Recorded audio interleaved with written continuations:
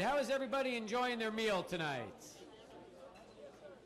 I hope all of you have loved your dinner.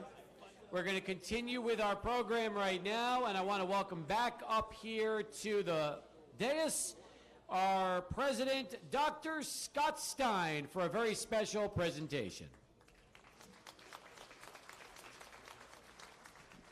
Thank you, Steve. Our past president is Ed Stansberry. Can you come on up here, Ed?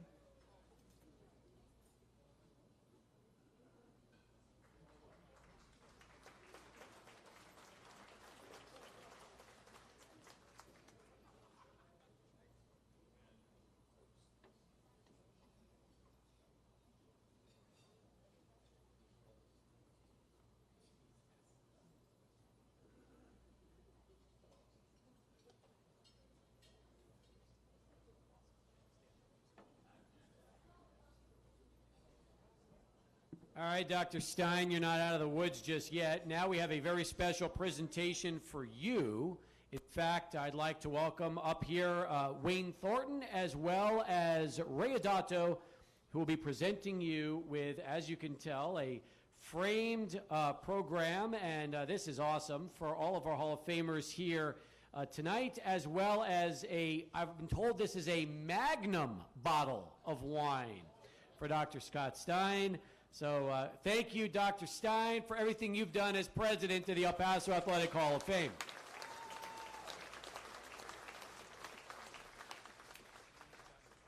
He's also getting a special pink basketball signed by the entire class of 2023. Nicely done.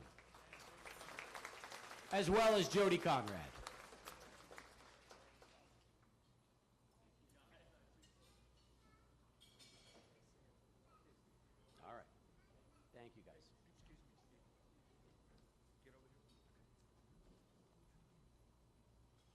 I'm interrupting Steve just for a little bit.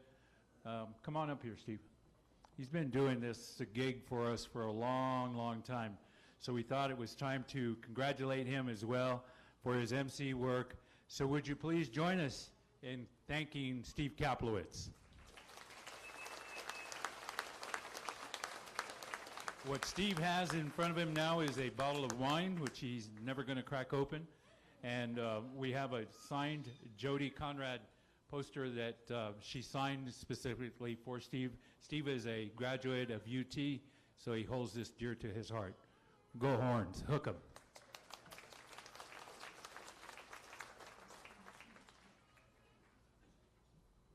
Ed had a hard time reading it says hook 'em, but he's UCLA, that two-year college, I think, maybe?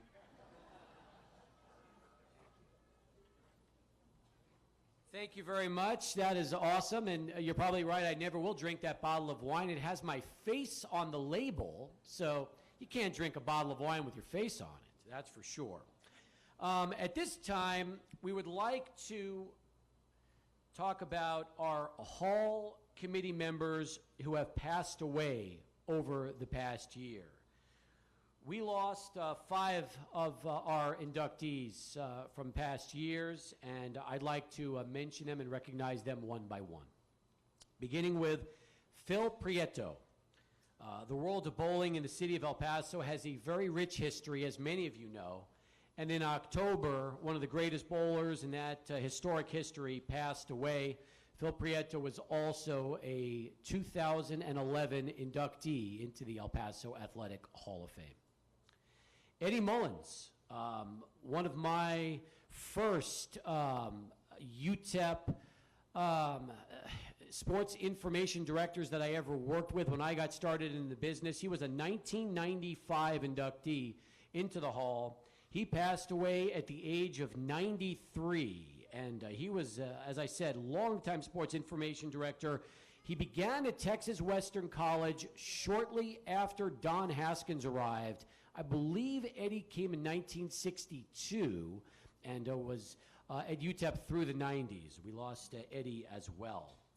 Kenneth Ross George, a 1981 inductee. Mr. George was a football lineman at Texas Western and played in 3 Sun Bowl football games. In fact, he later earned his master's degree before a legendary over 40-year career in education. Dennis Devine, an outstanding bowler as well, and a longtime member of supporting the bowlers and their rich traditions here in the city and the Hall of Fame. And Dennis was also very instrumental in helping us here behind the scenes with the Hall of Fame. And finally, Victor Firth, who was known by all as an outstanding football official and a great local attorney as well, who cared about his community and just had a wonderful zest for life. In fact, to know Victor was to know his wife Sylvia and their deep love for El Paso. So at this time, I would like to just take a moment of silence to our 5 members from our El Paso Athletic Hall of Fame that we've lost over the last year.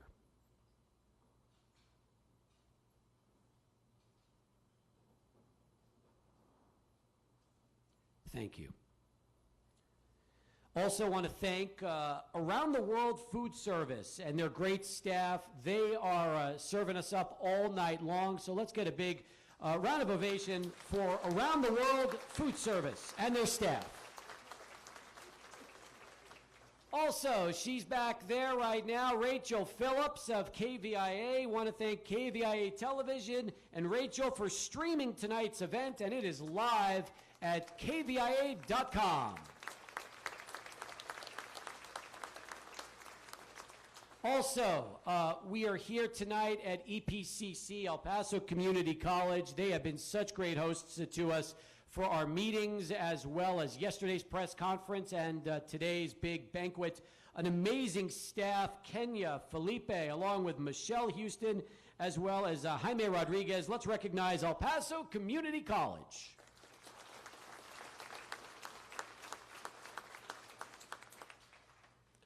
Are you ready now for the main event of the evening? I didn't hear anybody. It sounds really quiet. Are we ready? Well, ladies and gentlemen, this is the moment you've all been waiting for. Now, we're going to get to each inductee. They will have 5 to 7 minutes. I'm hearing laughter already. Any of you that have attended these in years past, you realize that 5 to 7 minutes is, we hope for the best. But this year, it's just like the Academy Awards. So if you go past the 7-minute mark, the music is going to start. And that will be your signal that we have to keep this program moving along. So are we ready? I think we are. Why don't we get started right now in our first category, which is living athlete. Now, when you hear the name Iwela Munn, you realize we are talking about a legend here in El Paso. Everybody tonight, you're all legends.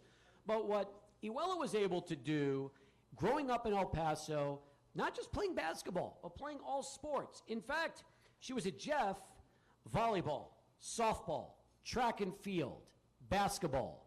This is what athletes are all about at high school. Nowadays, you think about it, the young kids are told, play one sport 12 months out of the year and play at a young age, and then hopefully you'll be able to play high school ball and maybe college. It's crazy that we don't see more kids these days playing multi-sports just like Iwela did at Jeff. After she left, that's when things got really, really interesting, because first she starred at Temple Junior College, played for the Leopardettes. Then, after being named a Junior College Basketball American not once but twice, had the opportunity to play at the University of Texas at Austin for Hall of Fame coach Jody Conrad. In fact, she was one of the first ever players at the University of Texas and was one of the stars of the team. She was so good, she tried out for the United States women's basketball Olympic team, and she also played pro ball. But let me tell you something, if Iwela was a few years later, around the time the WNBA started, she probably would have had a Hall of Fame career in the WNBA as well. All I know is this, after her athletic career was over, she went into teaching, 32 years teaching, coaching in public education here in El Paso, as well as Dallas, Killeen, and Austin. And she's here tonight to kick us off and accept her entry into the El Paso Athletic Hall of Fame. Ladies and gentlemen, I welcome up here to the podium, Iwela Munn.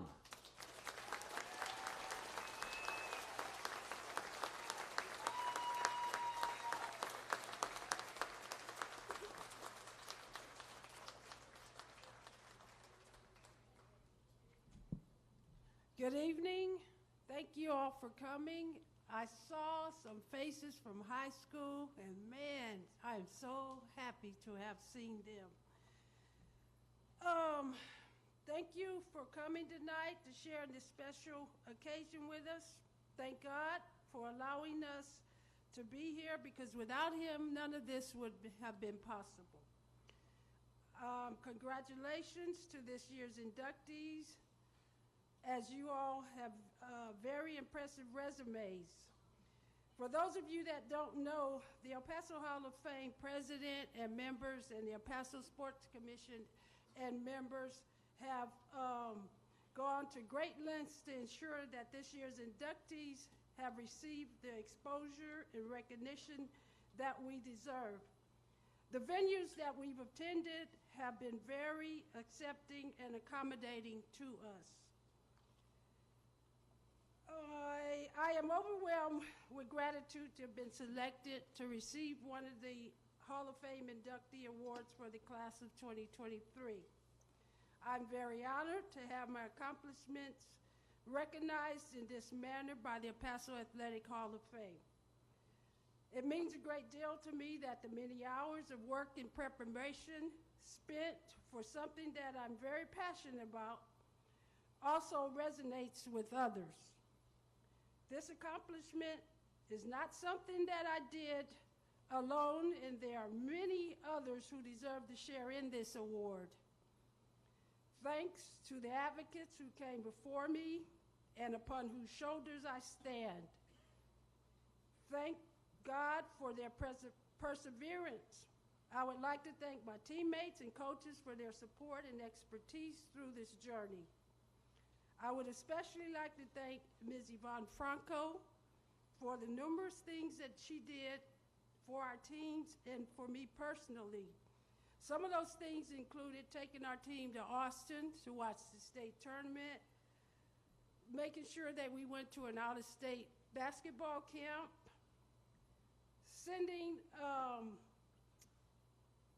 assisting me with choosing colleges when pursuing higher education and competing at a higher level.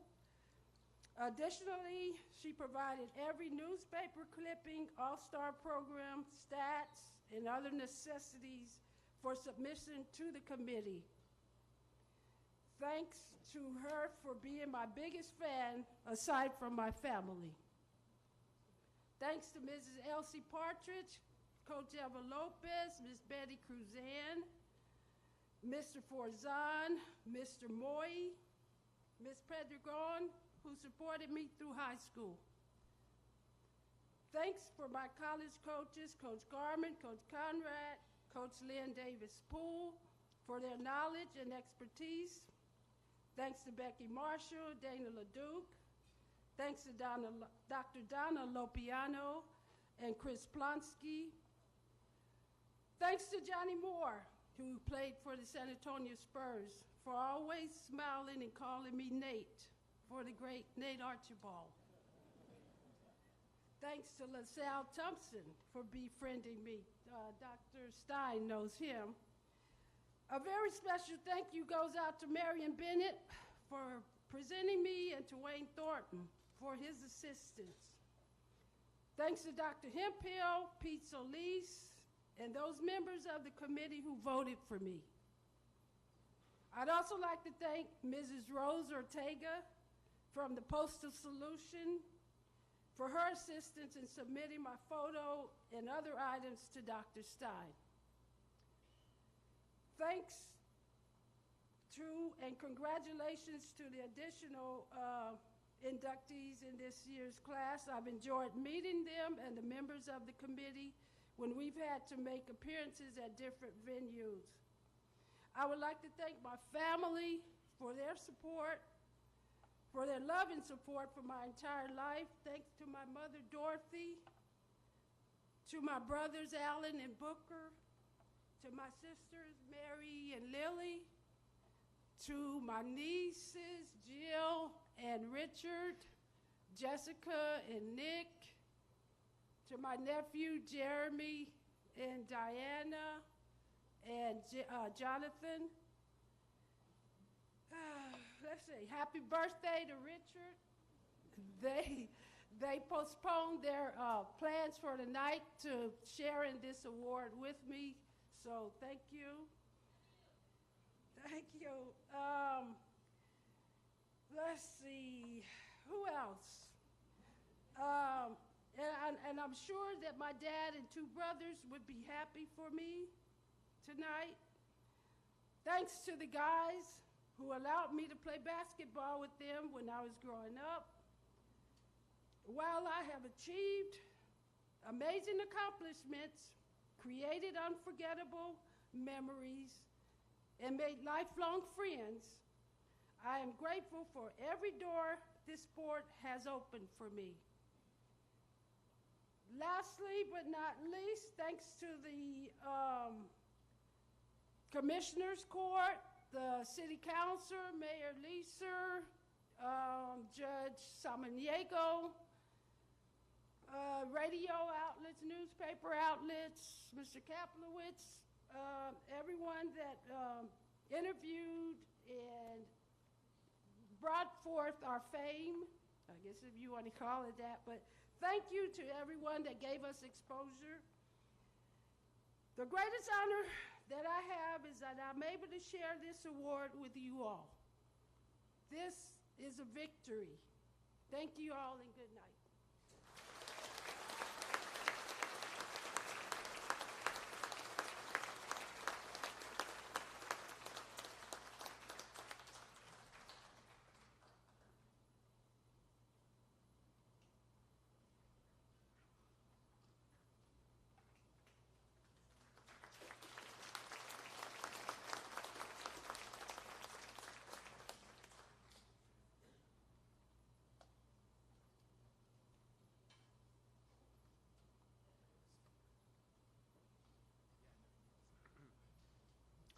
One thing Iwela did not mention, and this is really incredible, is that in 1981, she was nominated for the El Paso Athletic Hall of Fame.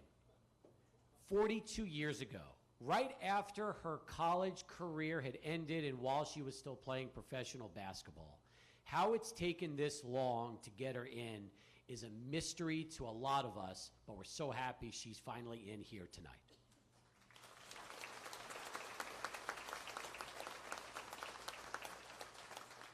Time for our next inductee in the Living Athlete category. This young lady grew up in Chihuahua, Mexico, and moved to El Paso at the age of 18 when she came to UTEP in the fall of 1995 with a full track and field scholarship. Now, she was already one of the best track stars in Mexico, but she had the opportunity to showcase what she could do at UTEP, and she was unbelievable. 5 Western Athletic Conference titles. She set 2 individual UTEP records, and how about this? 4 NCAA All-American awards. You don't realize sometimes just how incredible our track and field program has been at UTEP, and she is, a great example of that. Also, 10 Mexican national championships. She's competed internationally in over 10 countries over the years, including the Central American Championships, the Pan American Championships, and the World University Games. In fact, her UTEP women's 800-meter indoor and outdoor records are still ranked number 4 and number 3 on UTEP's all-time list. She is also number 3 on Mexico's all-time list in the women's 800-meter outdoor. Ladies and gentlemen, Let's hear it for Jeanette Castro Lawrence.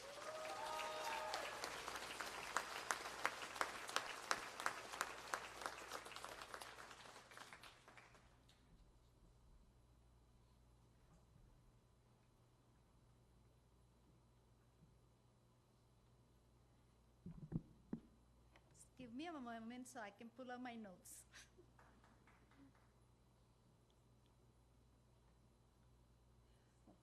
First of all, I would like to thank the El Paso Hall of Fame Committee for this induction. It is a great honor to be recognized among such other deserving nominees. Also, thanks a lot to Jim Guerrero for making the nomination, and a special thanks to Larissa for keep on me, reminding me about when to do and turning in things together to Jim and making sure that I turned them at the right time and I did them right. So thank you both. As I was thinking about what to say in this speech, more than retelling my story of my running career and accomplishments, I thought about that I wanted to emphasize my life learning experiences that became more significant during this journey, and then thank the people involved. First of all, I want to thank my mom, which I will translate for her in a little bit, but not here. So her main contribution was that when she was my 6th grade teacher, so back then, she volunteered me for a speech competition at my local school. I begged her for me not to do it. She wanted me, I told her there's better people who has better voices, who are more articulated than me. And I gave her every excuse not to do it, and she told me, well, because of those excuses, you have to do it. So she made me practice so much, like, you could not believe it. I practiced like day, night, mornings when we were driving to school, coming back to school. So I ended up winning my local competition. I ended up winning the district. I ended up winning regional, and I became a state champion for a speech, which, as you can tell, it's not one of my strengths, and it's not something I like it. But with this event really changed. This is when I was 9 years old. I was a 6th grade and a 9-year-old, and so this event changed my life forever, because it showed me that talent wasn't really the key to success, hard work was. So I thank my mom for it. The next one is my dad, who, with his wisdom, he just embedded in me several personal traits. He just taught me so much. He has such a positive attitude to everything, and everybody that knows him can attest to that. But the thing that I remember more about him is that since I was little, he will never let me say the word I can't. He never allowed me to say it whenever it was in personal or it was in a sports related thing or at school. I would say, oh, Dad, I can't do this. And she told me, no, that word doesn't exist. You'll figure out a way. You have to figure out a way. So with this, I thought that the difference between doing something or not is not a question of capacity, but it's a question of wanting to do it. And then last thing that I've learned from both of them is they always allow me to pursue my dreams. Remember, this is 25 years ago. There was no cell phones. There was nothing. They allow me to travel since I was 10 years old with a team, with teammates. They were not going with me, but they had the vision to see that this was something I really loved to do. However, I knew I had permissions, but I had to be very good in 3 areas of my life, which was athletic. I had to be practicing. They will not tell me to practice. I had to do it on my own. The second one was I had to be doing very good at school. And the last one, and the one that was most important to them, is that I had to be a good daughter and a good person. My dad always told me, I prefer you to be a good person than having the greatest athlete in the world. So those are really the 3 things that have determined the way I live my life. And I want my parents to stand up, please. Papás, ¿se pueden parar?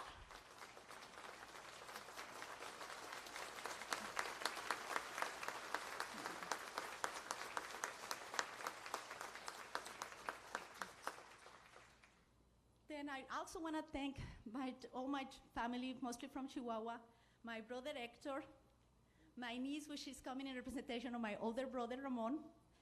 I thank them because they allow me to play sports with them on the streets. And I thank them mostly because they treated me as an equal. I learned that I didn't mean anything to be a girl, that I had to earn whatever I want at any playtime.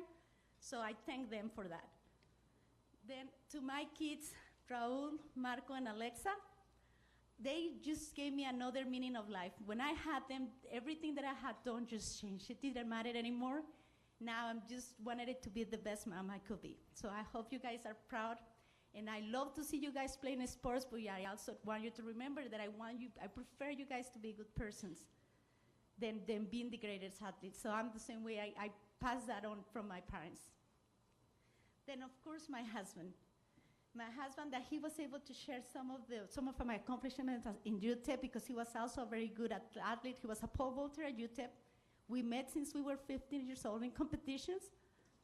So thank you. Now I enjoy watching him coaching, being a coach, and now I really love it, and I love you.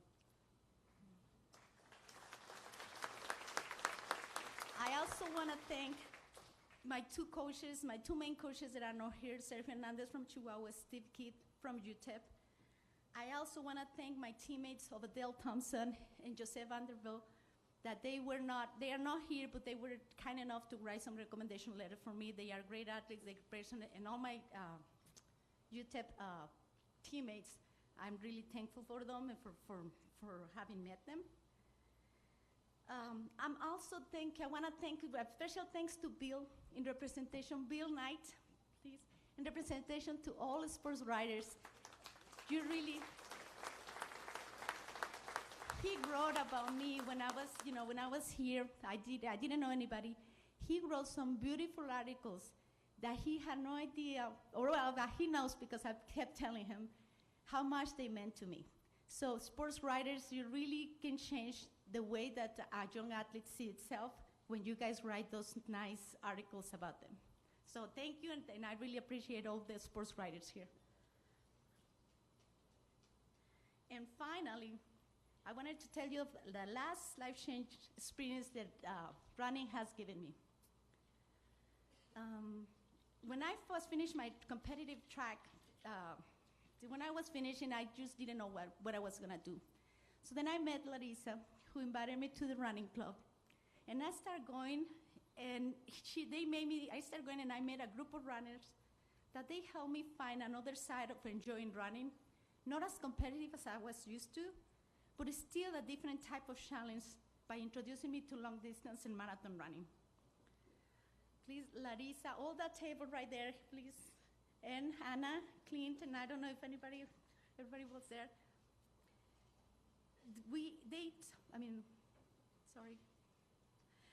This diverse group, which we are all shapes, ages, personal backgrounds, professional backgrounds, running backgrounds, you guys have become my family here in El Paso, and I thank you all.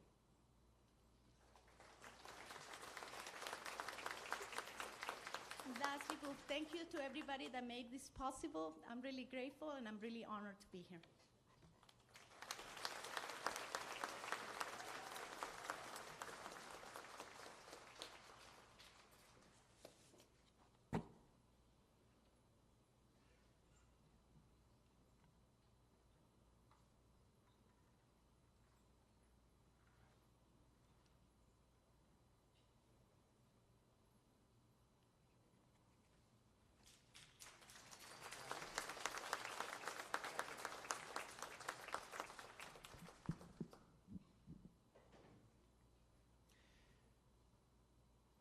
Our final living athlete, as we stay in the world of track and field, is another native El Pasoan and someone who first really took, I think, all the headlines and put himself on the map when he was in high school.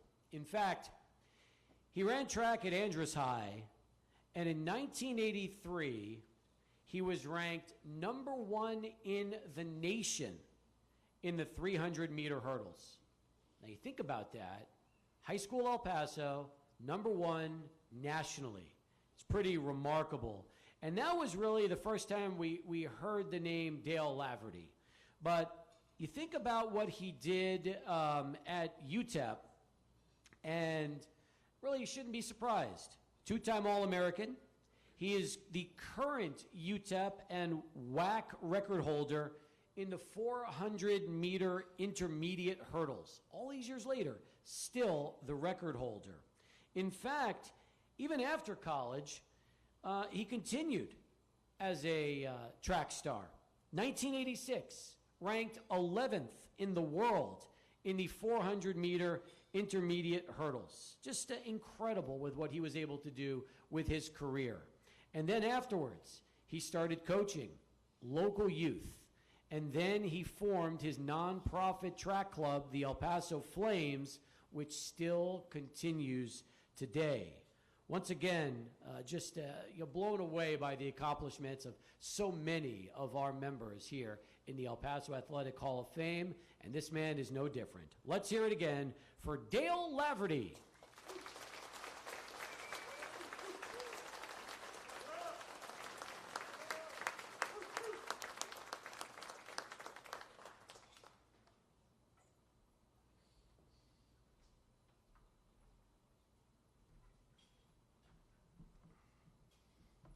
Good evening. I would just like to start off by saying what a privilege it is to be joining this elite group of past inductees into the Paso Athletic Hall of Fame. There are many great names in this hall, and I have the privilege of knowing many of them over the years. Over 30 years at UPS, I drove down many streets bearing the name of these past athletes. I am also honored to be recognized with this year's class of 23 that sit up here at this front. Wayne Thornton, Dr. Stein, El Paso Sports Commission, and 2023 sponsors, and all the other members, what a tremendous job you all did over the last couple of months keeping the class of 2023 in the eyes of the public. To the man that nominated me to the El Paso Athletic Hall of Fame, let me start by giving him a big thank you. Kenny Lucetto, who sits in the back, is a coach at Americas High School and a 22 member of the El Paso Athletic Hall of Fame. I have known Kenny for a long time and had the privilege of having my two sons, Cameron and Jared, be coached by him along with Victor Reese. I thank you for all you have done for our family. I trusted you and we followed your process. Coaching them to regional and state meets is a major reason why they went to have a college career. What a great nomination packet he put together with some help from my wife, Kim. Thank you to all the people who spoke on my behalf. Coach Bobby Elliott, Dr. Justin Orr, Coach Joe Vasquez, Larry Jesse, Coach Frank Del Toro, who sits in the back. I would also like to thank all of those who called and sent messages on my induction. To my parents, even though my dad is not here, I know he is watching. He was always so proud of our achievements in athletics. He loved to take pictures and always kept every memento, whether it was a ribbon, medal, or newspaper clipping. They made many sacrifices so we could participate in extracurricular activities when we were young, all playing a part in my success. They taught me the meaning of hard work and focusing on the goal, a lesson that would carry over in my training and later in life and my work career.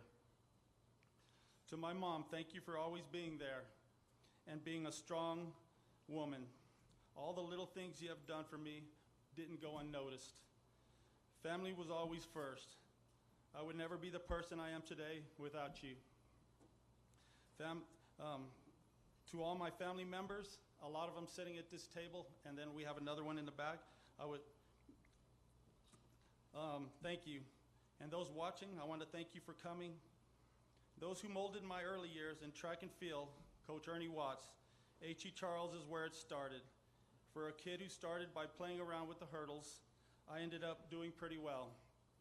Able to three-step is a recipe for success. Coach Frank Del Toro, who was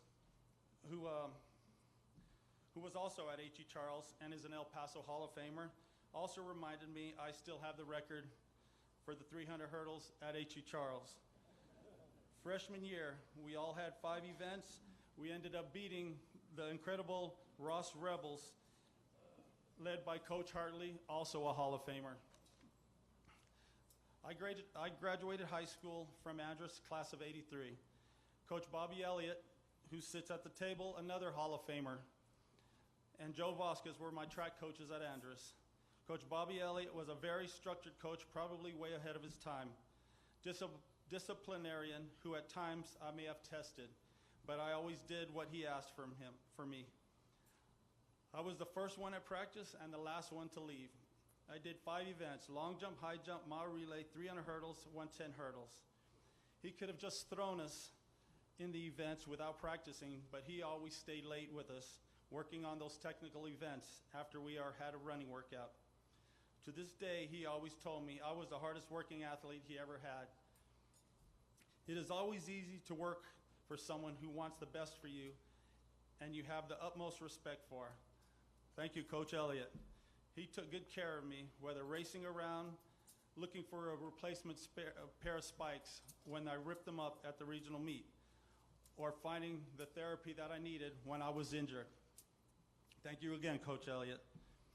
My high school coaches prepared me, giving me the best opportunities to be a successful college athlete. To that one athlete that was my rival and did not let me go a week without giving it the best, or giving it to my best, I would like to thank Ernie V. Hill. He was a high school athlete from Irvin High School. I don't think I ever won a race by less than 1/100 of a second in the hurdles. As a senior at Andrews and having a lot of success in high school, track and field, I received many scholarship offers to many Texas universities.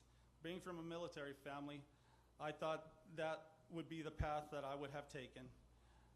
But I would take a different path, and that would be with the UTEP track. Those coaches made a visit to my house, and I had signed a letter in tech to run track at UTEP.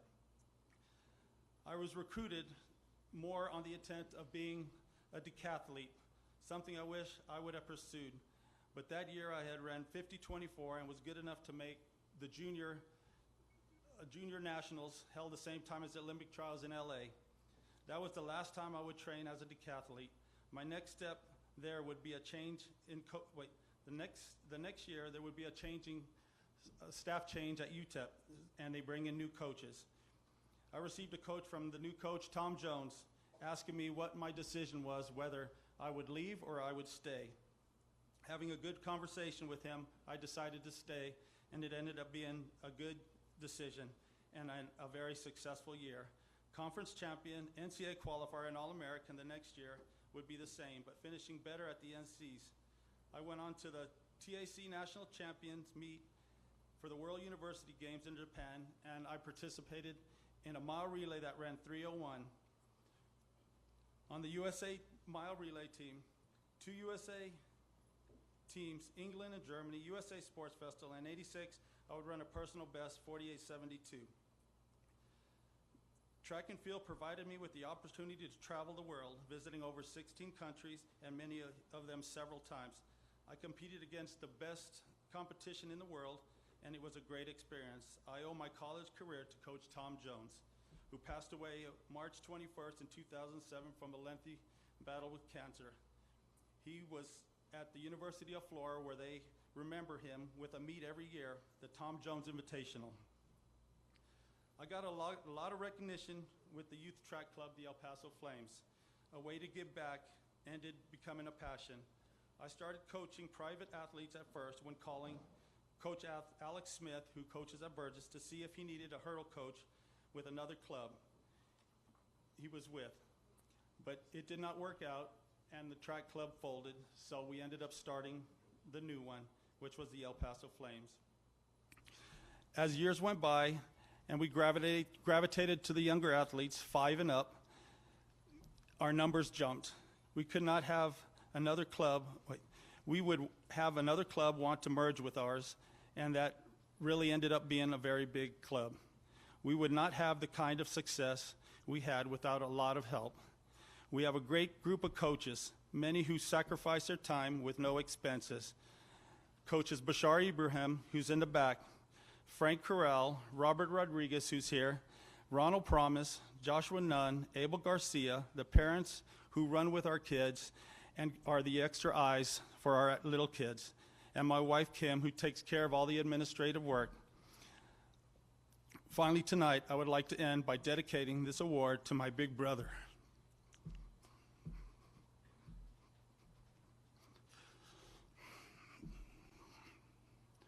Gerald Calder's Laverty, who lost his battle with COVID in 2021. He was my biggest fan, followed all my races, followed my kids, and was always called me. I just want to say I love him. Thank you.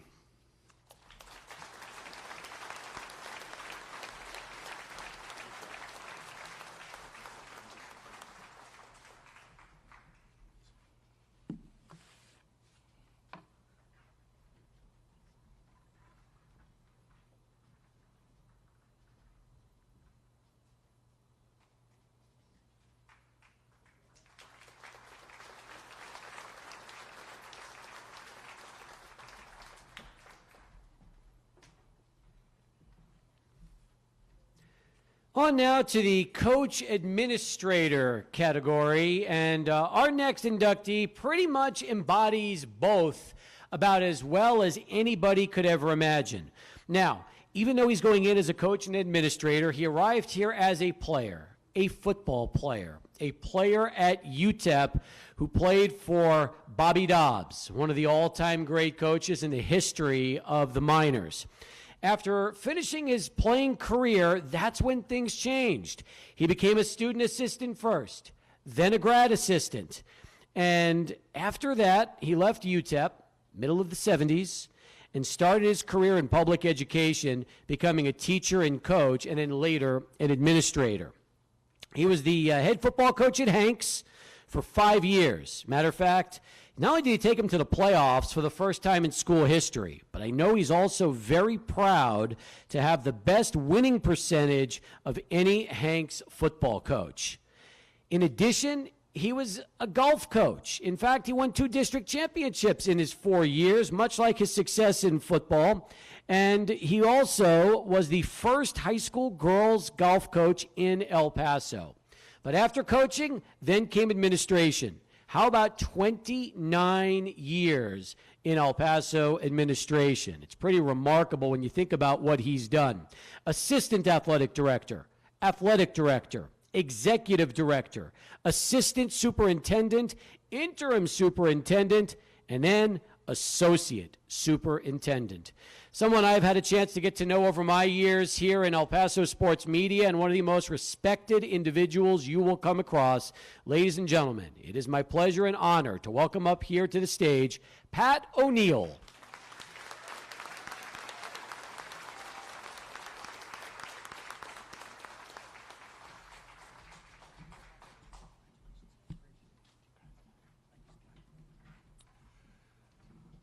Good evening, everyone, and it is truly my honor to be here tonight, and I'm humbled to go in with such a distinguished group. We have a world champion, Eddie Guerrero. We have a National Coach of the Year, Larry Vucan. We have Iwela Munn, who played at UT and scored 76 points in a single game. Iwela, I thought I was a pretty good basketball player in high school. I don't even think I scored 76 for my career, but outstanding. We have the 2 outstanding track athletes from UTEP, All-Americans, and awesome in their own right. And on behalf of everybody here, I want to thank you for adhering to the timelines. You know, last year we had a track athlete came up, and he kind of ran over a little bit. Where is Coach Lucero? Coach, the first 30 minutes were awesome. The next 30 minutes kind of dragged on a little bit. But you were awesome. Thank you all. We also have Charlie Miller. 49 years as a coach, as an official, and I had the privilege of officiating some basketball games with him. But when I knew he was a true Hall of Fame candidate was the night that he was nominated, and Marion Bennett got up and spoke on his behalf. And Charlie, she doesn't talk very nice about officials very often, so I knew you were Hall of Fame. You know, in fact, I've known Marion for 30 years, and she's never said anything nice to me in those 30 years. And I'll share one more story. The people that know Marion will appreciate this. When I was an assistant principal at Montwood, one day we had a little girl that came in, and she was having a meltdown. She was throwing a tantrum. Well, Coach Bennett walks in at that time. She looks at this girl. She looks at me and goes, well, it's good to know who's running the school around here. But that's Coach Bennett. But no, I am truly honored to be here tonight. And you know, who is Pat O'Neill? And I think the best way to sum up my career is I had a superintendent who used to tell everybody, I was his utility player. Now, that's a baseball term, and it has really two different meanings. The first is that, yeah, you're good enough, you can play multiple positions. You're talented enough. Or it could mean that, yeah, you could play multiple positions, but you're not good enough to start. So I always I didn't know which one he really meant, but I always, being a positive person, kind of thought, well, he's bragging about me, telling me that I could do a lot of different things. But one thing I learned early on was that you're only as good as the people you surround yourself with. And over my lifetime and during my career, I have been blessed to be surrounded by a lot of good people. With me tonight is my daughter Lauren and my son Bradley, both outstanding athletes but better people. I have all my in-laws that are here tonight supporting me, and that's the way they are. They're such a great group.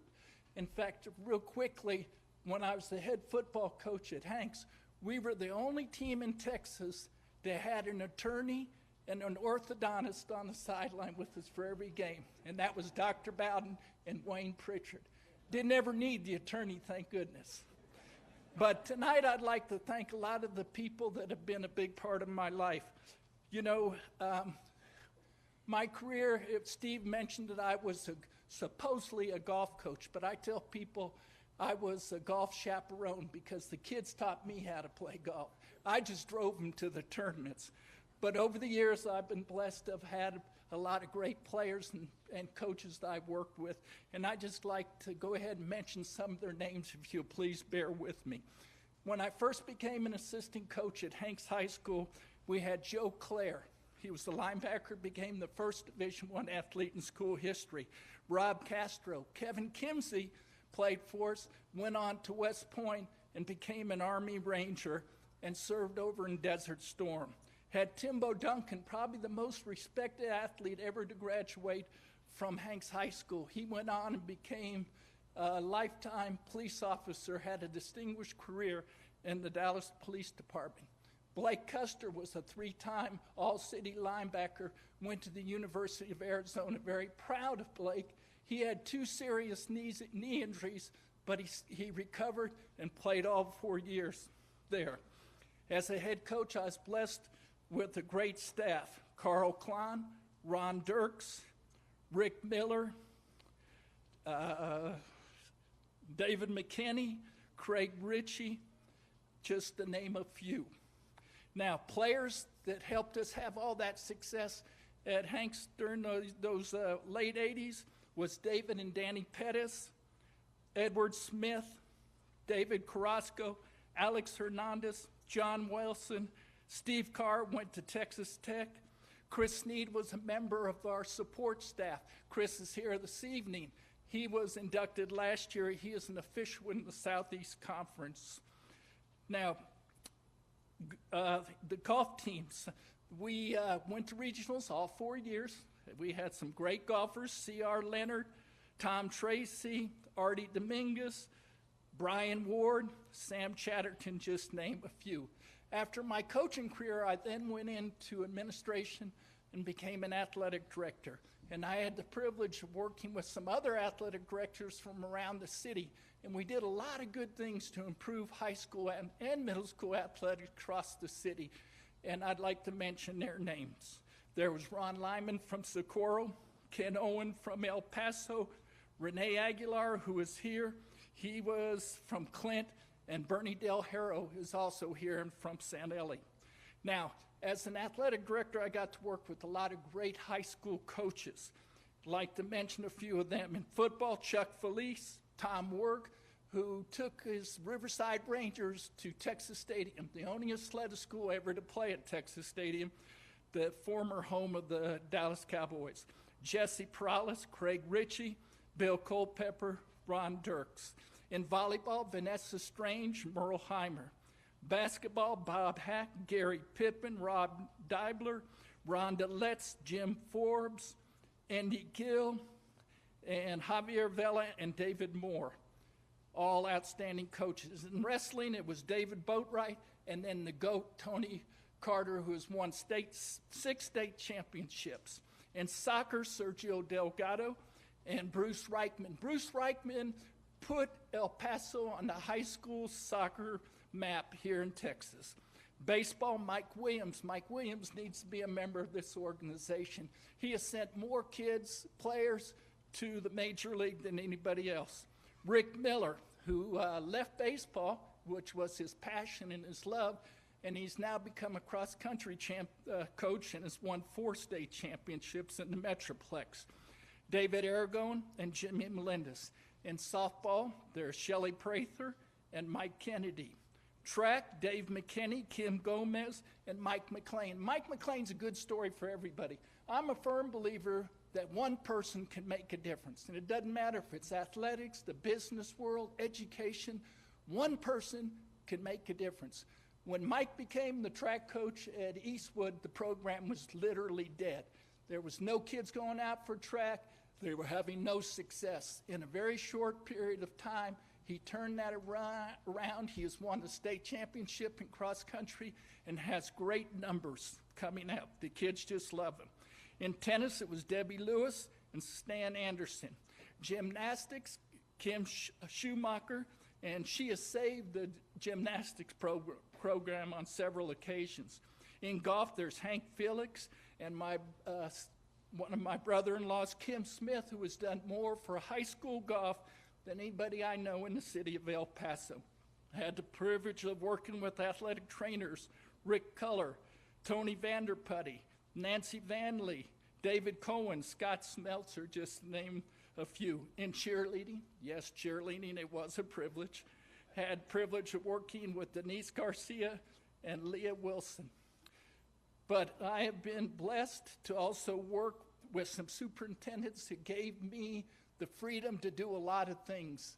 We have been blessed, like if you look at the facilities in the Isleta district, the athletic facilities, they're the best in West Texas because we had a superintendent that had the same vision. He wanted the best for the students. And the 3 superintendents that come to mind are Hector Montenegro, Ron Rao, and Xavier Della Torre.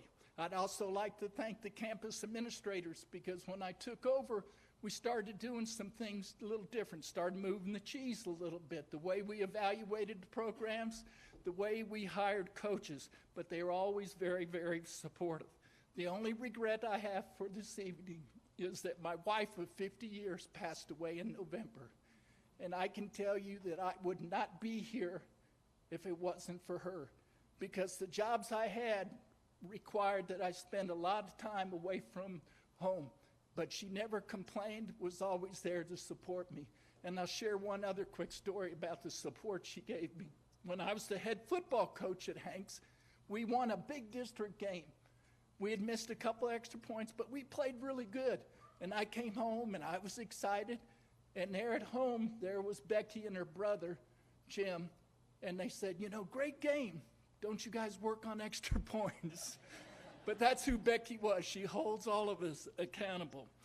I'd like to thank my brother-in-law, Jim, for nominating me. And all the people the night that I was nominated spoke on my behalf. And I'm going to tell you that truly touched my heart.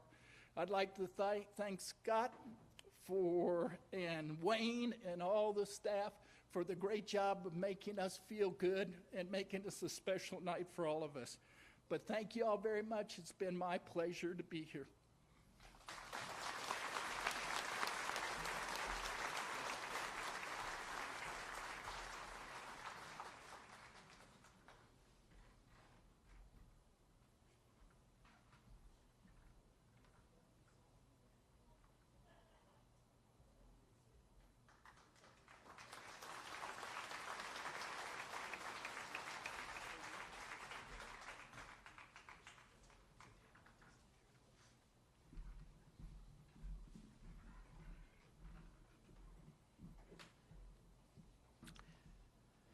Also, in the coaching category, someone who grew up in El Paso, in fact, went to Eastwood High, probably around some of the best times for Eastwood sports. He played basketball for Bobby Leslie, played baseball with legends, teammates like Frank Castillo and Butch Henry.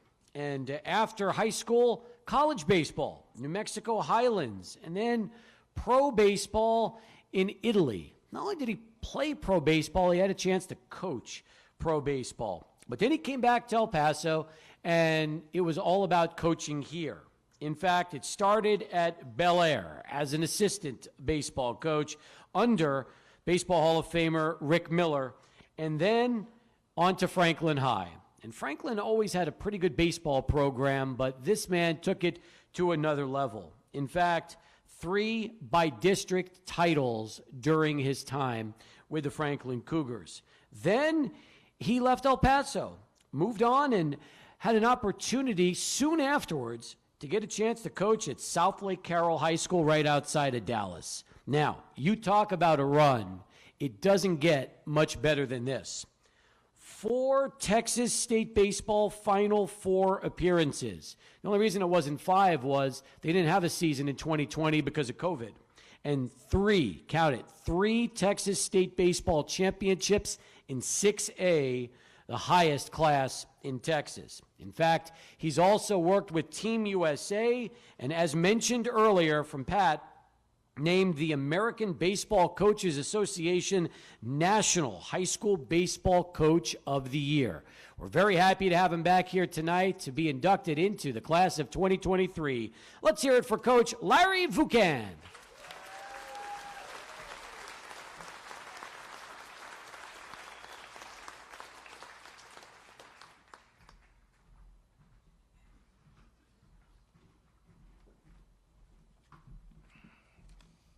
Wow, it's a lot more intimidating up here, so that's for sure. Guys, coming from Dallas just recently, I forgot my glasses. I'm kind of in that transition where I think I can still read without glasses and so forth, and I found out that I really can't. So if you'll bear with me, I'm gonna do the very best that I possibly can to read my own script here. It's in 14, whatever that is, yeah. All right. First of all, I want to thank all those, first and foremost, that came really are sitting in these tables. Gina and Elisa Rodriguez Nunez. I can go on. Carla Gasway, who I love to death. Ivan Cedillo, the principal at Del Valle High School, who played for us for Rick and I at Bel Air. Rick and Diana Miller, that are family to us, that have come into town. Ida and Juan Delgado, which are family to us. I can go on and on. Jesse and Carolina Varela, who is my father-in-law. I just an overwhelming sight to see people that I love in supporting us and supporting me at this time. First of all, I would like to acknowledge and again thank Kevin Lovell. And Kevin, if you'll raise your hand back there, everybody knows how great Kevin Lovell is. I told the story yesterday and he didn't remember this, but Kevin is my biggest advocate. And you know, when he called me a couple years ago about this, I couldn't believe it, first and foremost, that I would even be considered for this.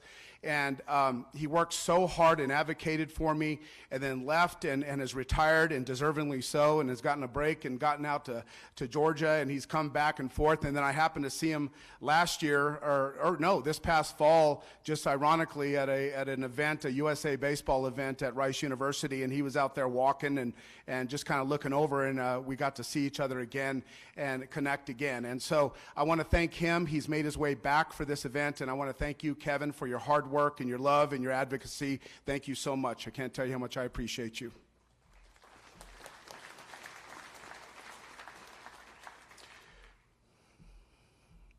Thank you, President Dr. Scott Stein, Wayne Thornton, and Ray Adalto, and all the members of the Texas High School Baseball the El Paso Athletic Hall of Fame Committee for all their hard work and their energy, and all the events that we've been to have been very impressive. I hadn't been to the county courthouse. That makes me nervous going to any courthouse, but going to the county courthouse the other day, living here for so long and going there was so, it just reminded me, and I think I was telling Dr. Stein that it just reminded me of how much I love El Paso and miss El Paso, just how people treat each other. It was just really impressive. So thank you to the entire committee and all those that are involved, all the sponsors for all their hard work and their efforts to put this event together. There is a pitch count violation, I understand.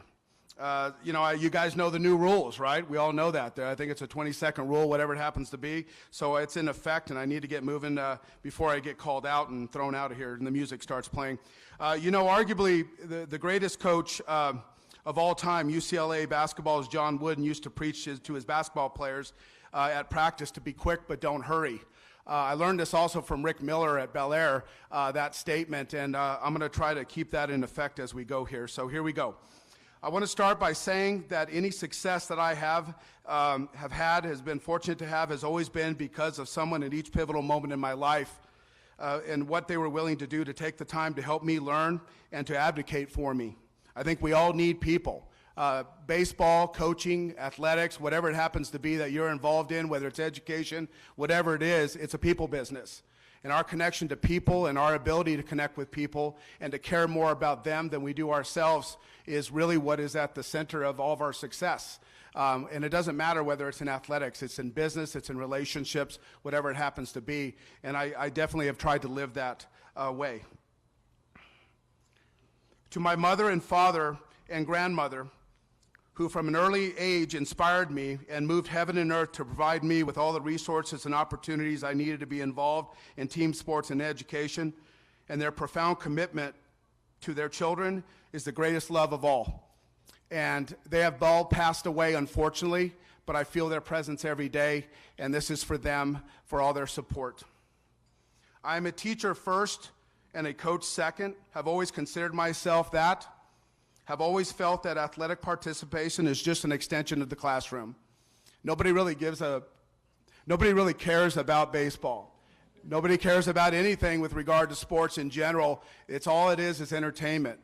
What athletics is and serves, and I've always felt that way, is that it's just a vehicle for us to have an opportunity to learn and to face adversity and learn from those mistakes and to come back a little bit stronger and test our grit and our resolve on whether we're willing to go the extra mile to get better. And I think that's really what education is. I moved to El Paso from Southern California on 2 separate occasions, with the second move being the permanent move in 5th grade and me attending Silla Vista Elementary School. And definitely at that time, it was a rocky start for me. In California, I did not play sports and definitely didn't even play baseball. Was mostly trying to stay on a surfboard in Laguna Beach, California. When my father told me we were moving from Laguna Beach to El Paso for good, as you can imagine, my whole world just crashed. I was lost and had some rebellion that did not manifest itself in a positive way, but at a pivotal time, I met the late, great Paul Strelzin. The Strelz was the principal at Silla Vista Elementary, and I found myself in his office quite a lot for some extracurricular events during PE and recess. And I would find out very quickly, and I always knew when he got to school because he had La Cucaracha on his car. He was playing the Hitting the Horn as he came by my house, and I happened to live right across Silla Vista Elementary. Paul Strelzin changed the course of my life and took the time to teach me while he took me out to Dudley Field. He took all that energy I had and all the suspensions for extracurricular activities I had and was able to take that energy and manifest it in a different way. He took me to Old Dudley Field, and I was a runner for him. So I would take all the notes down from the dugout or from the press box down to the dugout, and then I would stop off and get a little ice cream in the helmet and so forth, and then go back up there. And he would tell me all the time, kid, you're going to do the job, you got to do it right. You can't take 30 minutes off and 2 minutes working. And so I learned real quick that he meant business, but I always knew he was in my corner.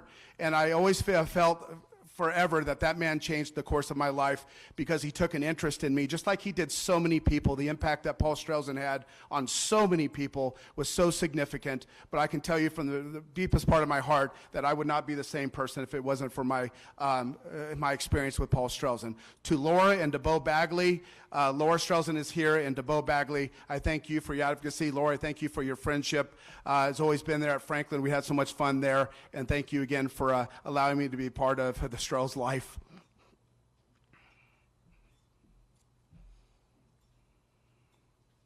All right.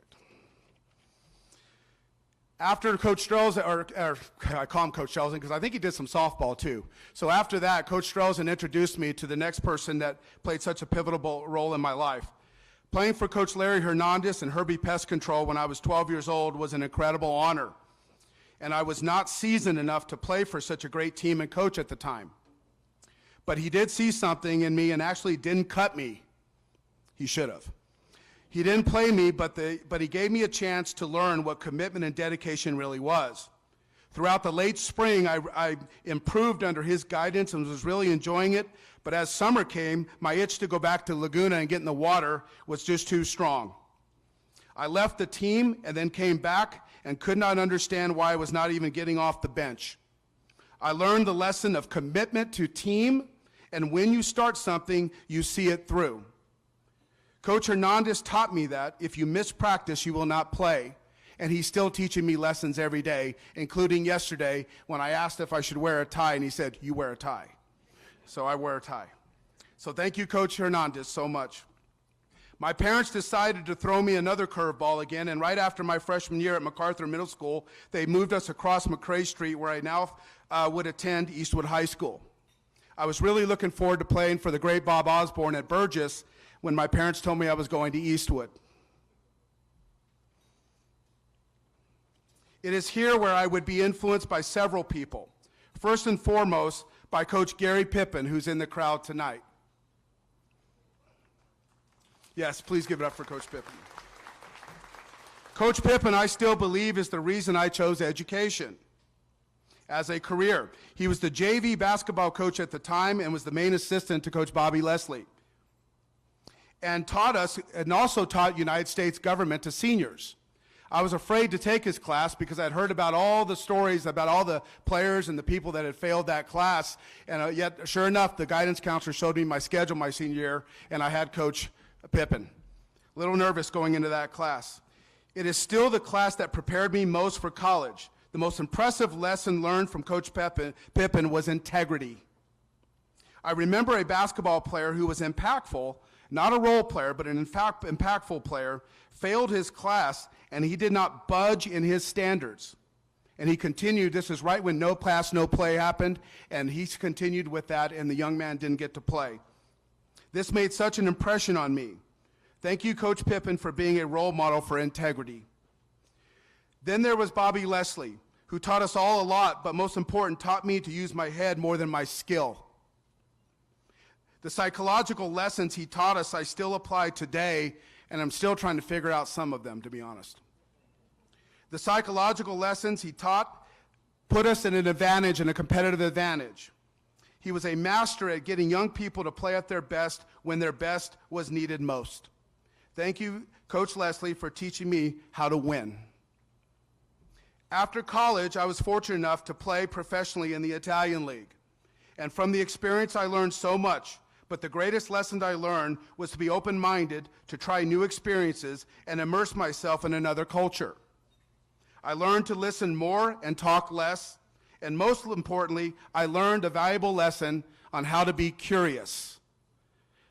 The impact of curiosity is so important, and I still teach it and talk about it in class today with my kids at South Lake Carroll. That curiosity is the guidance system for us all. And if we have curiosity, we don't have to worry about a lot of other things, because that curiosity takes us to another level of wanting to genuinely know about other people and not worry about ourselves. Starting my career in education after Italy, I was introduced to someone who would impact my life in such a positive way. I was hired at Bel Air High School, where I was mentored by the great Rick Miller. He and his wife Diana are family to me, and we actually live very close to each other, and we have competing schools at Grapevine and South Lake Carroll very close to each other. What I learned most from Rick Miller was structure and discipline and attention to detail. I could not believe the commitment of time to develop a practice schedule. That from the outside just seemed to always run so smoothly. Thank you, Rick, for teaching me so much, but more important, for teaching me attention to detail to get the very best out of a practice schedule and out of the kids. My first baseball head coaching experience was at Franklin High School, where I was led by an outstanding leader by the name of Carla Gasway. Carla was the principal at Franklin during my tenure as baseball coach and allowed me to flourish and to run the program with full support. I tested that support from time to time with the watering schedule. You know, we bought a house. I'll tell you a quick story on that. Christina can advocate this. We bought a home next to Franklin when I got the job because I was determined to make that Dodger Stadium. Because one of the things that in baseball in El Paso is that the grass was never really strong, right? So I thought I was going to do everything I possibly could to make that into Dodger Stadium. So I stole the key of the watering box. And we bought a house probably about four blocks away from Franklin so that I'd set my alarm, and then I would turn on the water late because the watering rules are so strict, and I would come out and I would turn them on when nobody was around, and then I would go back home, and about 2 in the morning it would go off, and I'd know, okay, that's about the time that I need to turn them on so that it wouldn't flood down Wrestler and Red. And I think Maria Kennedy and Ken Owen are here as well, and they're probably all the denial that I had on that. Now they're probably smiling about it. But I got caught one day because that water was flying down, and I had an SRO come to my classroom and say, Coach, Miss Gasway needs to talk to you in the office. I was like, oh no, that's a long walk from the portable all the way down there. So I make that long walk, and I knew it couldn't be good. So I get to the office, and I see somebody official in there from El Paso Water Utilities. I'm like, oh no. And she says, Coach, did you water last night too long? And I could tell she was looking at me with her eyes open. I said, no, ma'am, I did not. And she goes, I didn't think so, Coach. There must be something wrong with your system because he wouldn't have done that. Coach, you can go back and teach. And so, but later that day, I get a note for her to come see her, and she tells me, you ever do that again, you're not going to have a job here. So flat out told me. So, you know, this is Carla, though, the support that she has for everybody. I can't thank her enough. I tested some of that, and she was full resolve behind me all the time. And I want to thank you, Carla, for your support. Thank you. Oh, here we go. To El Paso, Texas. Thank you. Tolerance and acceptance. Thank you to everybody. I can't thank you enough. Go Dragons. Go. Okay.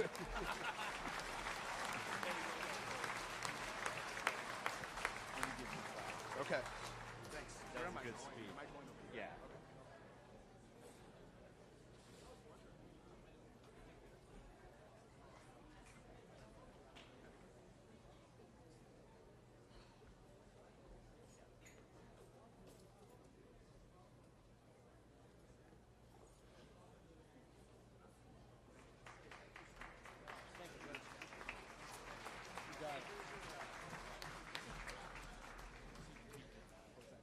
Coach, thank you. You see, folks, the music really does work. I didn't know if we would ever hear it tonight, but we did. And we have 3 left, and now you know what could very well happen here in just a few minutes. Time now for our official category. Man, oh man, 49 years. Can you imagine doing something for 49 years of your life? That's unbelievable. You imagine officiating for 49 years. That is really something spectacular. But it all started for our next inductee in the mid-'70s. We talked about the mid-'70s earlier with one of our other inductees, and this man started working at UTEP in the intramural sports department as an official. In fact, he started officiating at 17 years of age. So you think about it, 49 years, do the math, that's about, 3 times, his age at the time, 17, 34, 51, pretty close, pretty amazing when you start to think about it. He officiated basketball and he officiated volleyball. I don't know if he's going to tell you which one he liked better. Maybe he will, I'm not sure, but he was good at both. Really good at both. In fact, when it came to basketball, he was a part of women's collegiate basketball, officiated UTEP, New Mexico State, small college schools as well. Volleyball, well, pretty spectacular when you start to look at what he did volleyball-wise. UIL Texas State Volleyball Championship 4 times. He also did college volleyball officiating with the Western Athletic Conference, the Big West, and several small college conferences. Truthfully, the officiating nominations this year were probably some of the most competitive, tough decisions we've ever had to make for the Hall of Fame. But this man deserves it, and you're going to hear why in just a moment. Like to welcome up here to the stage Charlie Miller.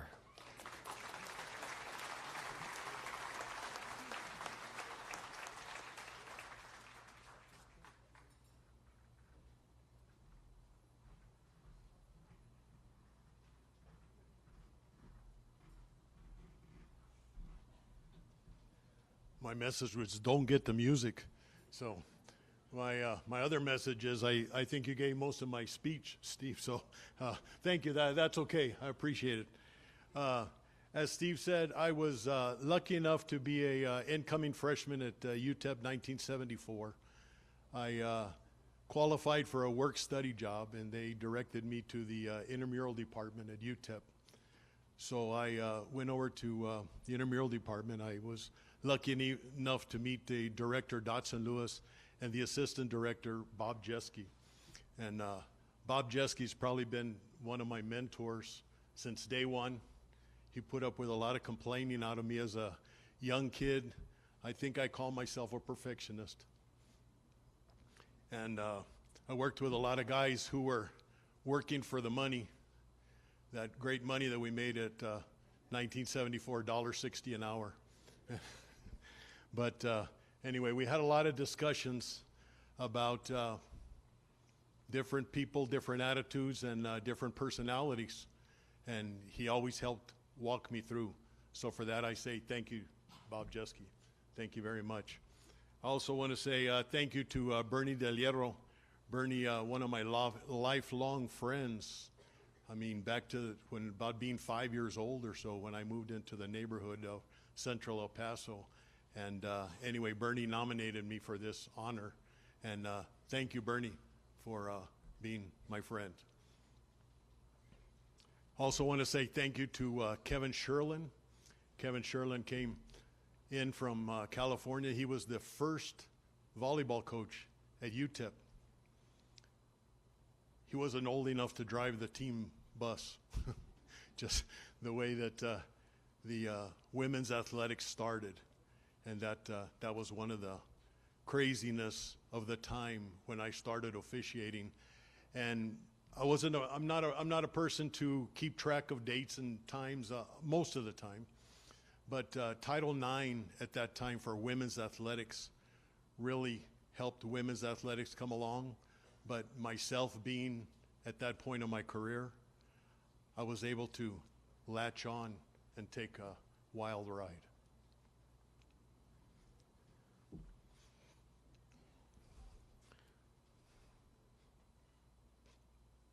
Also want to say thank you to my wife of almost 40 years. We'll have our 40th wedding anniversary in about 3 weeks. She's always supported me. She's always been there. My clothes are always ready. She wanted to go with me to some of my early games. We were at a game one night, and there was some fans acting as fans sometimes act. And we got in the car and we drove home. And she told me, she says, I can't go to any more games. You know, she's going to have to try to defend me, and not worth it. Not worth it. I don't know whichever side of the stick you might have sat on, but not worth it. You're not going to win that argument. So she was always there to support me. She is there to support me today. Every function that we've had here, she's been with me. She's taken the ride with me, and couldn't have done it without her.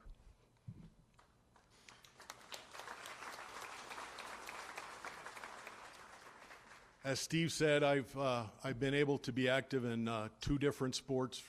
This 49 years, I've just registered for our 50th year. And I love it. I love it like it's new.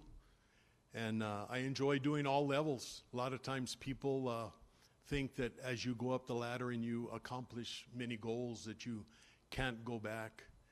And you need to go back. We need to be mentors. In our basketball association, we're developing a mentor program, and it's blossoming with some of the younger guys. They're here tonight, but they have some fresher ideas. And being an older guy in the association, but appreciating the fresher ideas. So they're doing a good job getting that going. And now just calling on the local level, whether it's a varsity game or whether it's a 7th grade game of boys and girls that are just playing their very first basketball game, or girls in volleyball.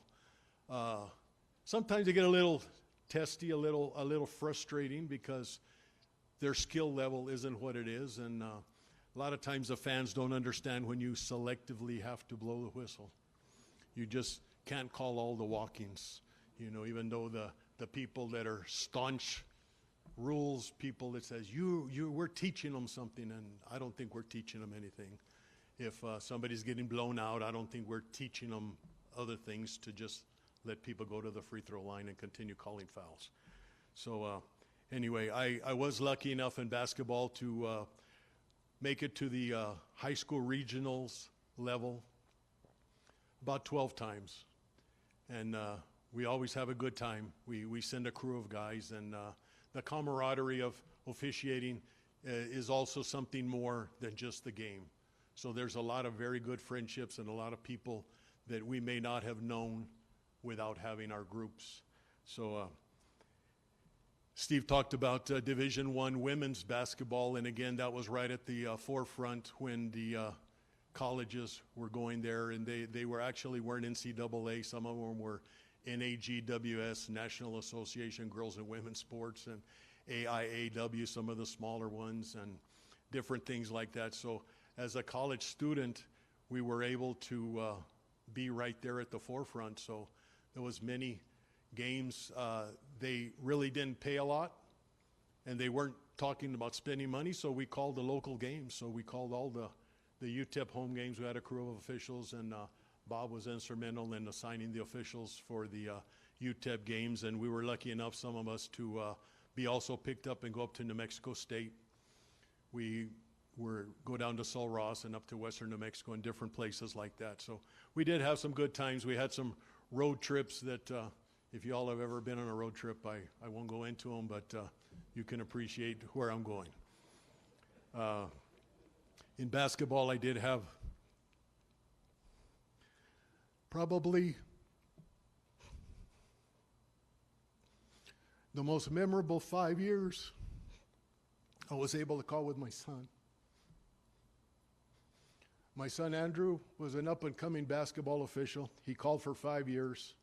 He was just making it to the top, going to get a nice, probably, opportunity to call some varsity basketball games when his work experience took him a different path. So he, at that point, had to hang him up. We'll see if it ever happens again, but those were 5 very enjoyable years of my 49. I mean, I had a lot of games, a lot of different levels, a lot of different competitions, but just to go and be with him, can't trade it for anything.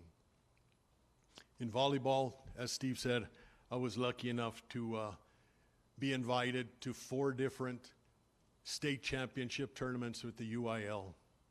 At the state tournament, you work on a rating system. So you get invited back according to your ratings. So I was lucky enough to be able to go 4 times to the Texas State Championships. And in volleyball, I saw the game change from when you had to, the only way you could score was to serve. If your serve hit the net, it was a side out, different things like that. And now we have rally scoring, and we have double hits that are now legal. And more than half of the hits in a volleyball game are probably double hits, and they're legal double hits. And most of the people now are catching on, but there's still the people that are not catching on. So back when the rule first changed, and I think the first match that I called was a University of Arizona match, and they had a 6'3" girl playing center back, which was unheard of. But when doubles were okay, 6'3" girls can play center back on service receive, and no problem how ugly they put the ball up because it was a legal hit. And the first hit, she went down, and she just, one of the ugliest balls that I've ever seen in my whole career. And I just had to swallow my whistle because it was legal. And I thought to myself, wow, it's like if it happened to me last night. I'll never forget that. So the changes in sports are phenomenal. I guess they're for the best. I was able to have a long-time career NCAA volleyball, 30 years. Again, we started on the local scene calling the local matches, UTEP and New Mexico State, Western New Mexico. We were also lucky at the point when women's athletics started expanding a little bit, and they did go to traveling lists. So we were able to travel a little bit in the WAC. New Mexico State played in the Big West Conference. One of the things that was very, very interesting, and as volleyball has changed, if any of you keep up with volleyball, and the powerhouses are now on the other side of the United States, but it used to obviously be a California sport. And there was a 4-year run in the Big West Conference where we got to see those teams come through New Mexico State. That Santa Barbara, Long Beach State, Hawaii, and Pacific, 4 years in a row, were the national champions. And we were able to call those teams as they came through. So that was quite an honor, and an honor that when it was happening, we didn't know. I was just going to call another volleyball match, and now at this point, when you start trying to gather information, it's quite a phenomenon what we used to do. I was able to call through the NCAA tournament. I did make it to a NCAA regional championship match. It was a match played at Colorado State, and the thing that I remember about it is, and I don't talk about a whole lot of coaches, but Utah State was coached by Marilyn McCreevy and Mary Jo Pepler. Mary Jo Pepler at that time was probably the finest woman athlete in the United States, maybe in the world. And they had Utah State playing at a very high level. The match was at, excuse me, the match, Utah State was out dancing before the match, and myself being a competitor and a perfectionist, it was offensive to me, their behaviors. And 45 minutes after the match started, and Utah State just wiped the floor with them, and they answered what they were doing. So I don't know. Again, some things make an impression. The last thing I'd like to say before I go, and before the music puts me out, is we were lucky enough back in the day, some of you may not be old enough, but we did have professional volleyball in El Paso, the International Volleyball Association. And one of the highlights of my career there was able to be involved in a match with Will Chamberlain. And I got to shake hands with Will Chamberlain, one of the finest basketball players ever. And he put his hand in mine, and his fingers were scratching my elbow. And I mean, it was phenomenal. But the finest players in the world were in that International Volleyball Association. Unfortunately, it didn't make it one of those things that came and went as it did. But anyway, it's been a long career. I've had a great time. I'm going to continue. I love it. And thank you for sharing my experiences with me.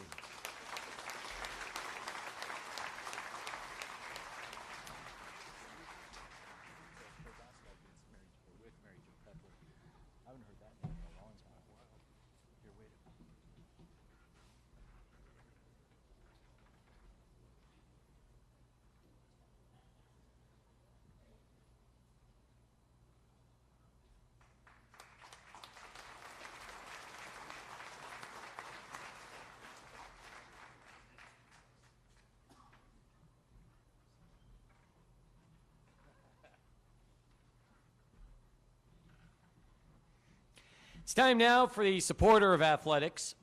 This man's done a little bit of everything over the years. He's coached, he's been in the media, he's been an administrator, and he's been a supporter. Take your pick, because coaching, high school. Coached at Gadsden, Irvin, UTEP. Media, worked in radio, our station, KRD 600. Also, KTSM TV with NC9 Overtime. As far as administration, well, that's been his passion now for the last 10 plus years. It used to be called the Senior High School All-Star Football Game. It's now known as the Greater El Paso Football Showcase. They've really done an amazing job with what they've turned this football game into. Not just a game, they've added a draft, a mentor program, a combine, and so much more. So this year, he gets his opportunity to join the class of 2023. Ladies and gentlemen, I welcome in Rick Hernandez.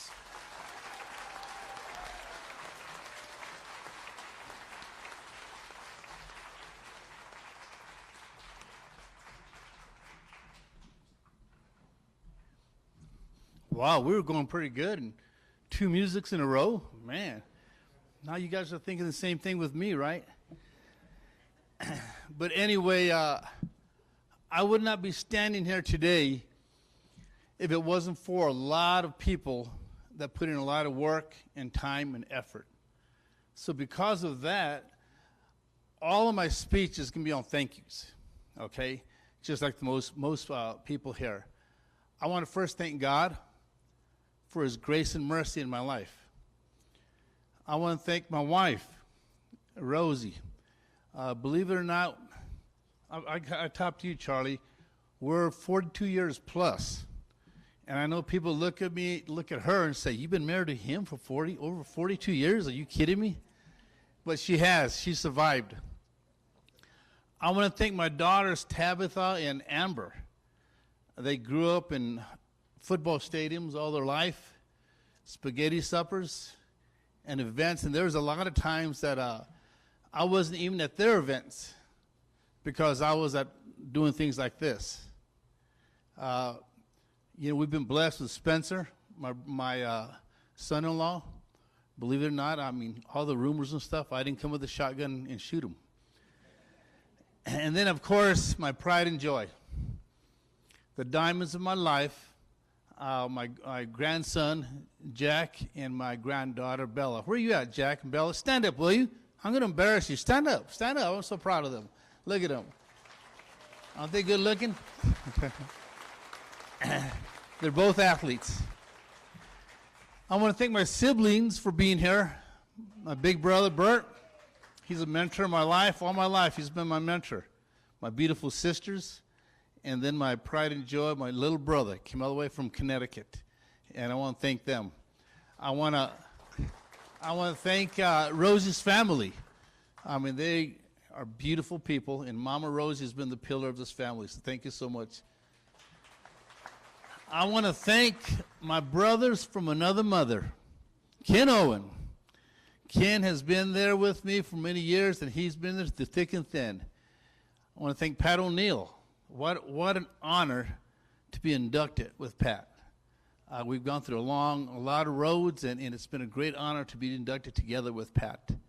Rene Aguilar, he's been there. Rene's a kind of a sit back. He doesn't want to be in the limelight, but I tell you what, you need something, and he is there. I want to thank Jim Bowden and Karen and Campbell. So, those are just, the brothers from the other mothers. And believe it or not, I'll tell you something you won't believe. The 5 of us have run 5 marathons. Can you believe that? Look at it. Can you beat that now? I mean, come on now. I want to thank the VIP table over here, my insurance associates. There's times that in December they say, are you sure we're an insurance office? Should we change it to the Greater El Paso Football Showcase? Because of all the work and full time that they do. I want to thank Ed Stansberry. He's the one that nominated me. He's the one, when he got inducted in the Hall of Fame, he came back and he says, Coach, you've got to be in the Hall of Fame. And, Ed and I, we've been blessed. I coached him as a player, a colleague. We worked together, professional.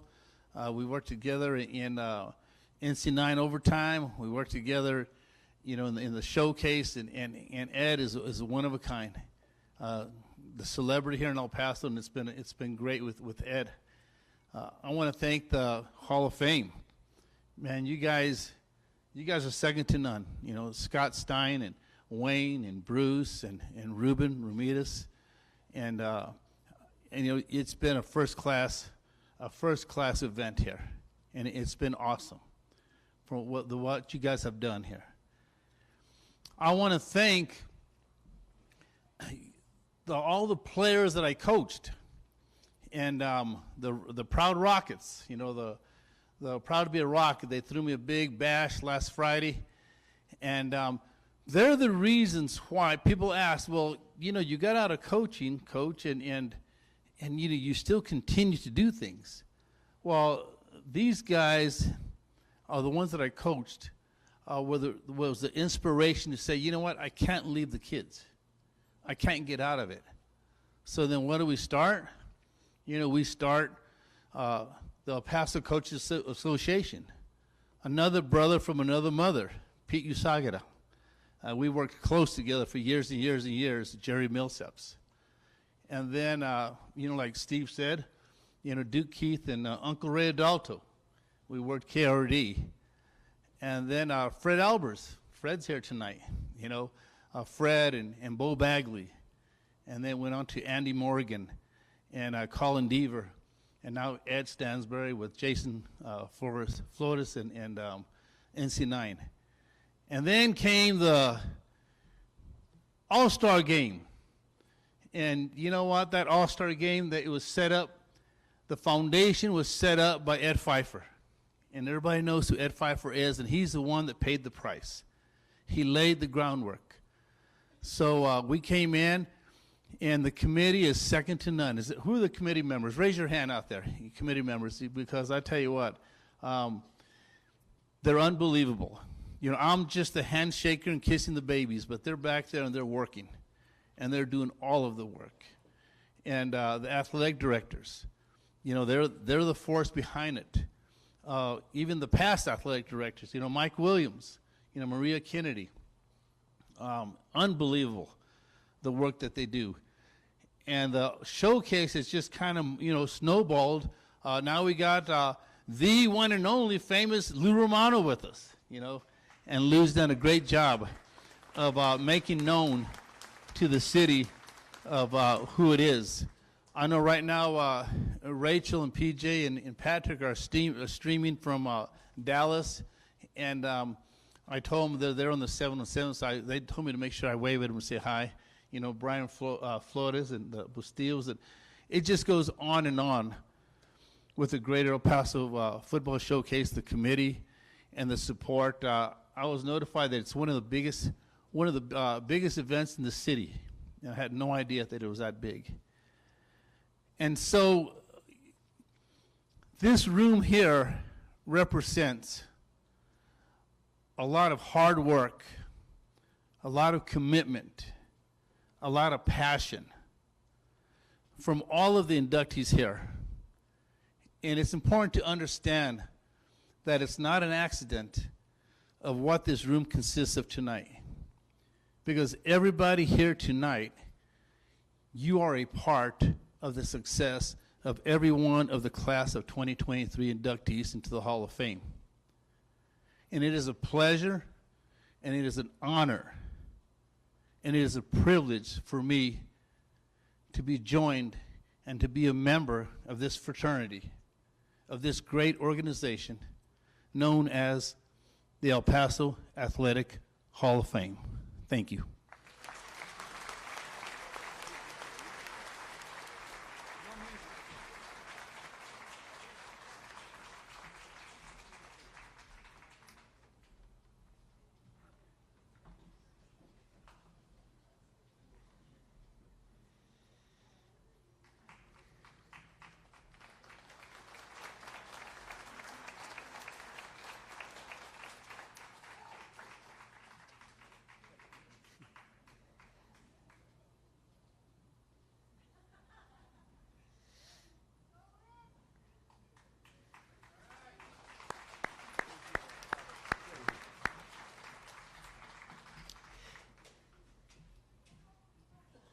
It's time now for our final inductee into the class of 2023.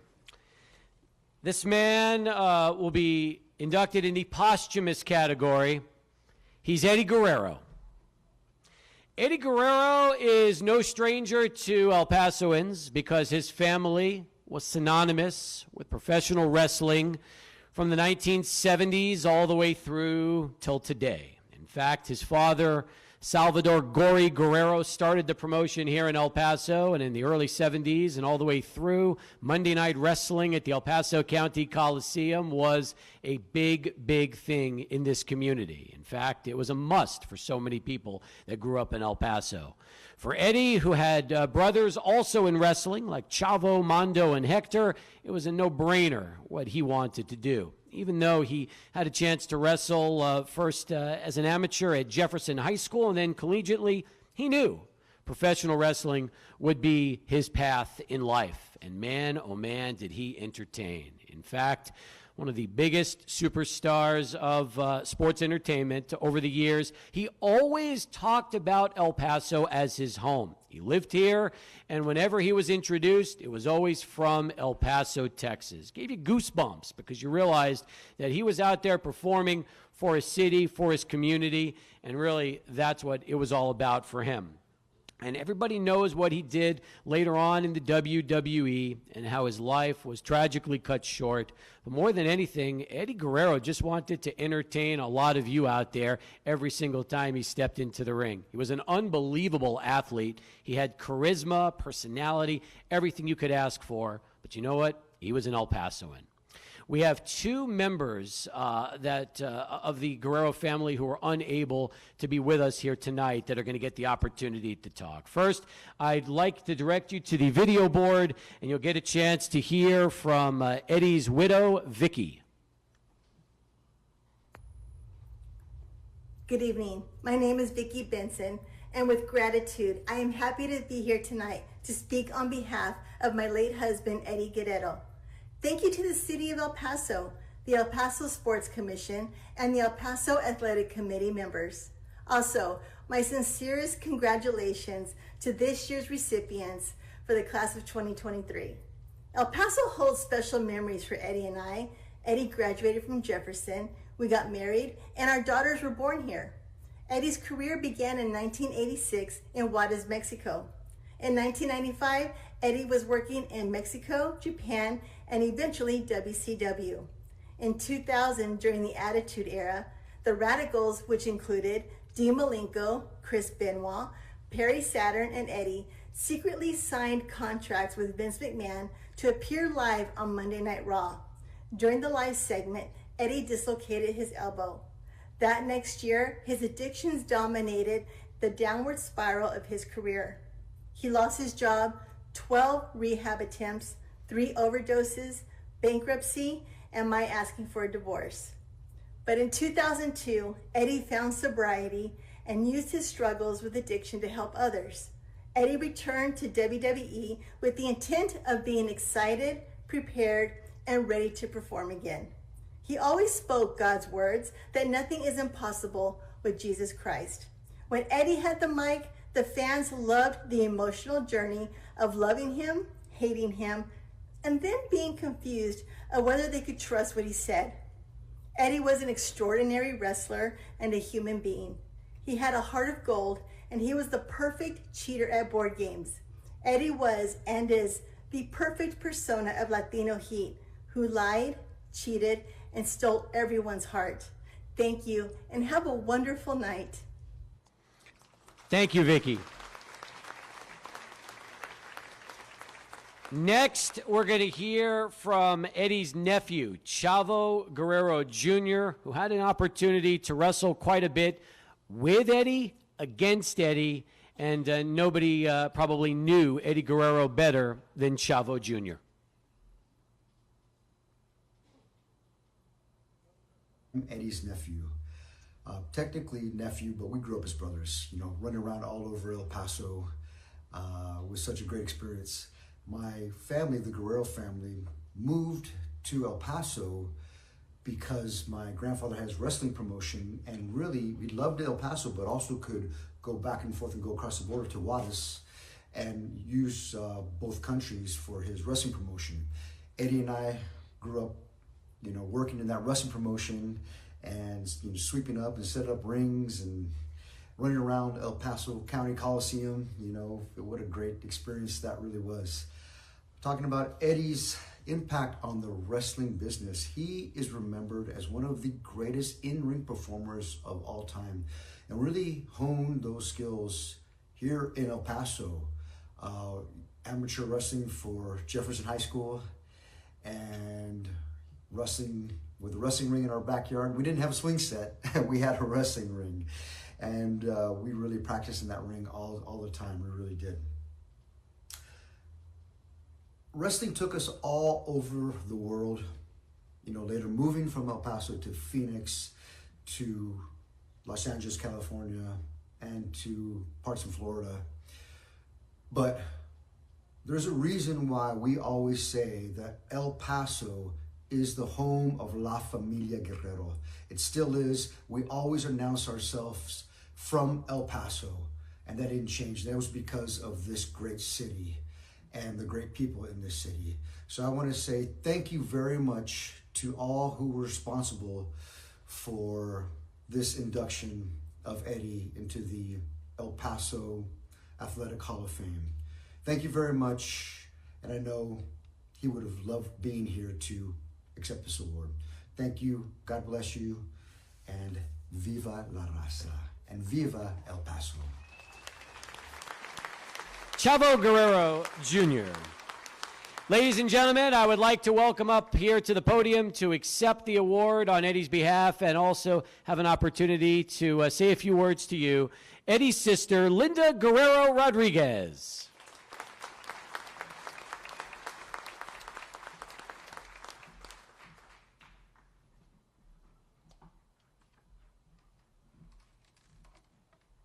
First of all, if you use music, you got to bring the Eddie music.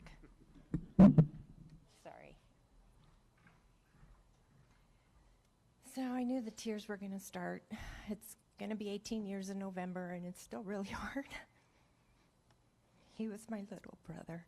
But anyways, I'd want to first start off and say congratulations to all the inductees. What an honor it is for my brother to be a part with you all. As you all know, I'm Eddie's sister. On behalf of the Guerrero family, we'd like to thank the El Paso Athletic Hall of Fame and the El Paso Sports Commission for Eddie's induction for the class of 2023. I'd like to say a special thank you to Adrian Ochoa, who has brought light and wonderful reporting on our family. And of course, to Steve Kaplowitz, for your support in getting my father and my brother to this point. Thank you. Now let me tell you about my little brother. Eduardo Gori Guerrero was born on October 9th, 1967, on a Monday night. Not an original Monday night or just a Monday night. You see, my father, Gori Guerrero, had his wrestling promotions every Monday night at the El Paso Coliseum. And Eddie, yes, Eddie was born on a wrestling Monday night. So literally you can say Eddie was born to wrestle. We had a wrestling ring set up in our backyard. From my earliest memories, I remember Eddie on that ring in diapers. Eddie trained hard and worked hard for this sport. I can honestly say my brother gave his full heart, his all, to this sport. He was always proud to be from this city, El Paso, and he let everyone know that. He is one of the proudest El Pasoans who helped put El Paso on the map. He had his demons by the way of drugs and alcohol, but I am so proud to say that he overcame them. He succeeded in times when others would have failed. His strong family roots, his faith in God, gave him the strength to rise above adversity and even help all those around him when they themselves needed help. Eddie's wrestling motto was lie, cheat, and steal. Let's start with the lie. Eddie lied about being a heel. That's wrestling terms for bad guy. Eddie was a God-loving man. He was warm, charismatic, kind, and loving. He loved his family, and particularly his 3 daughters, Shaw, Sherilyn, and Kaylee. He cheated. Yes, he cheated because he was never supposed to achieve his athleticism. Eddie almost died as a child of meningitis. It affected his body, his strength, and growth in every way. He overcame that, and he became the flying superstar that lucha libre fans and now American wrestling and wrestling across the world knew him for. Steal. Not only did he steal our hearts, he stole our attention. Whenever he was on the screen, your eyes were always on him. Whenever he was talking to you, he spoke to you directly. You always knew Eddie, that he was commanding your attention or 100% giving you his attention. He loved God, his family, and his people, and this great city of El Paso. He would be proud of this moment. He was a champion for all of us, in and out of the ring. He was the heat. He was Latino heat. This is for you, brother.